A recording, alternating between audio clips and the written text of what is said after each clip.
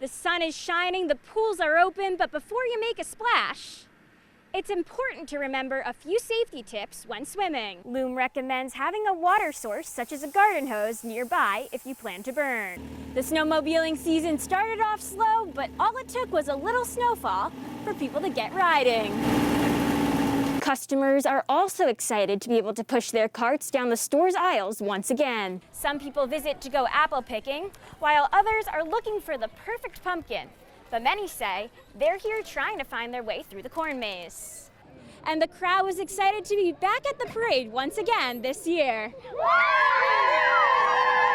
They say recent rainfall has been helping the berries ripen quickly this year. Now, just like the line from Forrest Gump goes, life is like a box of chocolates, you never know what you're gonna get. And that proves to be true when you open up these boxes of chocolates. This is probably the tightest race out of the 5 times Senator Susan Collins has run for Senate. Now, this race could very well come to ranked choice voting. The prosecution says Rayshawn Moore killed Demetrius Snow in a fight in February of 2020. But his defense attorney argues that Moore was there, but is not the killer. Millions of Americans are expected to travel over the Thanksgiving holiday. Roads and airports are predicted to be bustling even as food and gas prices continue to increase this holiday season. Members of the royal family are speaking out after the death of Prince Philip, the beloved husband of Queen Elizabeth.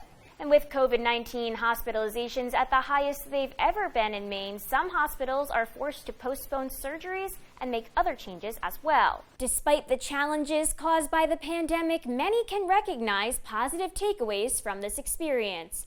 But they say they hope to see some sense of normalcy come this fall. Wreaths across America made a stop in Ellsworth this morning as they began to make their way to Arlington National Cemetery. And a group of English musicians had their first recording session with their new name 58 years ago today, and they called themselves the Beatles. Just a little band. I think I've heard of them. Yeah, they sing a couple of popular songs. Yeah, just a few. And a Aroostook County man faces decades in prison after admitting to his role in meth distribution conspiracy. The Bangor Professional Firefighters Union is back encouraging drivers to fill the boot. Fill the Boot is an annual fundraiser where firefighters ask those out shopping on Black Friday to donate any amount of money they can spare. What an incredible display that is. That's something that I definitely love to check out, only if it was a little closer to Maine though. But speaking of Christmas lights, Walmart wants to help its customers light up for the holidays.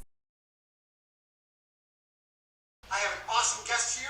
You're never going to guess who's here. Many people use TikTok on a daily basis, and one business owner is taking advantage of its popularity. About 90% of my business is currently coming from TikTok. Bruce Graybill, who owns Cider's Woodcrafting in Brewer, says he used TikTok for about 2 years, until one of his videos went viral. I did the video of the epoxy river and in the floor, and that kind of blew up, and now people are seeing my cutting board side of what I do, and that's starting to blow up on TikTok. I have a video that's going viral with a butterfly in it. Graybill thinks his business increased simply by people scrolling through the app. It's a way to shop too and see, get behind the scenes of what's actually going on.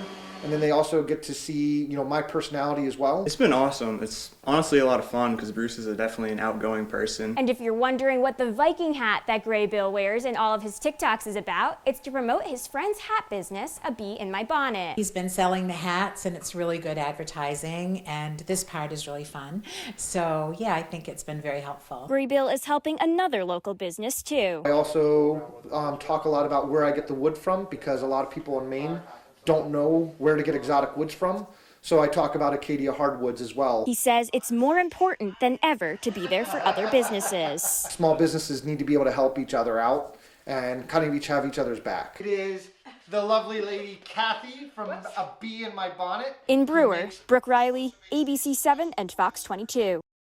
Dr. Jill Biden campaigning for her husband, Democratic presidential candidate Joe Biden, in Bangor Tuesday, where she headlined a socially distanced Get Out the Vote rally. Tell me, Bangor Maine, are you ready to go out and vote? This marks Biden's second visit to Maine after going to Blue Hill and Orono last month. I'll never forget that day. It was just one of those magical moments that you have on the campaign trail. On stage outside the Thomas Hill Standpipe, she told the story of her first date with the former vice president, saying a lot has changed since then, except her husband's character. His strength of will is unstoppable, and his faith is unshakable. Biden says Maine is playing a big role in this election. One conversation can change a mind.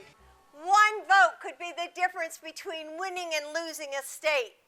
And one state could decide our future for generations to come. Speaking alongside the former Second Lady were Governor Janet Mills, U.S. Senate candidate Sarah Gideon, and Herman High School teacher Jesse Hargrove, all stopping for the Democratic candidate. Your health is on the line and is on the ballot next Tuesday.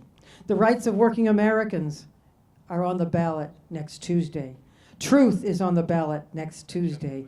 Justice is on the ballot next Tuesday. Folks from around the state came out to the rally showing their support. To speak about uniting people back together, actually making America great again. I have voted both Republican and Democrat, but I just feel this time it's a very clear choice. So I'm here to support the Democrats. We're going to do this because we're going to do this together. With just 1 week until Election Day, Biden stressed the importance of making a voting plan, saying one vote can make a difference. In Bangor, Brooke Reilly, ABC 7 and Fox 22.